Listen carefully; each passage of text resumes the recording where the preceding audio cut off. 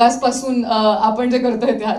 पण jokes apart, comedy जरी म्हटलं तरी सुद्धा मला असं वाटतं की निर्मितीताई आहे, त्यानंतर नम्रता आहे, बाकी सगळ्यांचं पण लेखनातून आलेले वेगवेगळे कॉमेडीच्या छटा असतील.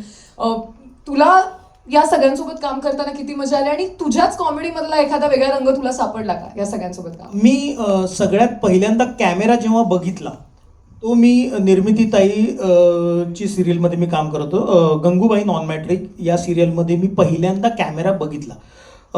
तेव्हा निर्मितीताई आल्यानंतर आमच्यात अशी हे बाई आले बाई आल्या हे बाई आले असं एक भीतीचं वातावरण असायचं. आता गेली ती आता ताई म्हणते आली आली मेली आली कराठी.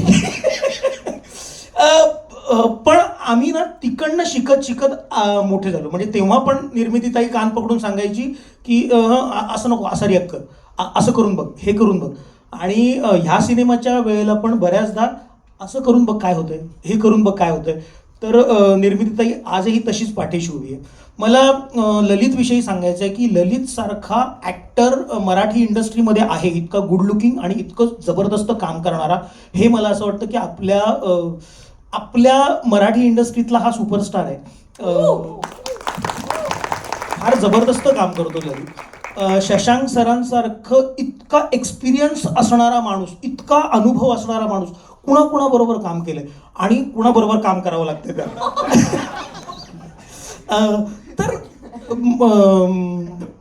आणि ह्या सिनेमाच्या बाबतीत म्हणायचं झालं, ही NSD करून आलेली पोरगी, ही एवढी अभ्यास करणारी, आम्ही कसं काही ह्या संचात आहोत हेच मला आश्चर्य वाटतं, पण ठीक आहे आहोत आम्ही.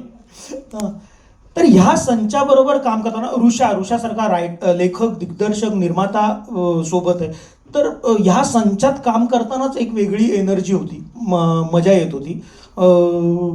विदुला बरोबर माझी खूप चांगली मैत्री झाली आणि विदुला आणि ललित ह्या सिनेमात इतकी फ्रेश जोडी दिसते ना, आत्तापर्यंतच्या सिनेमांमध्ये तुम्ही बघितली असेल, इतकी फ्रेश जोडी, इतकी सुंदर दिसते ती. खरं तर समीर सरांविषयी सांगायचं आहे मला की मी सेटवर जाण्याआधी मी काय करणार आहे हे मला माहीत होतं. म्हणजे इथे काय होणार आहे, कोण काय बोलणार आहे, कसं रिॲक्ट करणार आहे, लाईटिंगपासनं, म्हणजे बाबा इथे साधारण हे असं दिसेल, साधारण हे असं असणार आहे. तर लेखक दिग्दर्शकाचा अभ्यास पूर्ण असेल तर आम्हाला खूप सोपं जातं नाही का, त्या रस्त्यावरनं नुसतंच जायचं असतं. आणि संजूदादाच्या नजरेतनं सगळं तुम्ही बघणार आहात सगळं हा सिनेमा. सो त्यांच्याविषयी मी काय बोलू, म्हणजे त्यांच्याबरोबर काम करणं हेच स्वप्न असतं नाही का, की संजूदादा के साथ काम करणे मिल गया. मी बऱ्याचदा संजूदादाचं काम केलंय पण आणि मी झी परिवाराचा भाग स्वतःला म्हणतो, सर मी आहे ना अजून.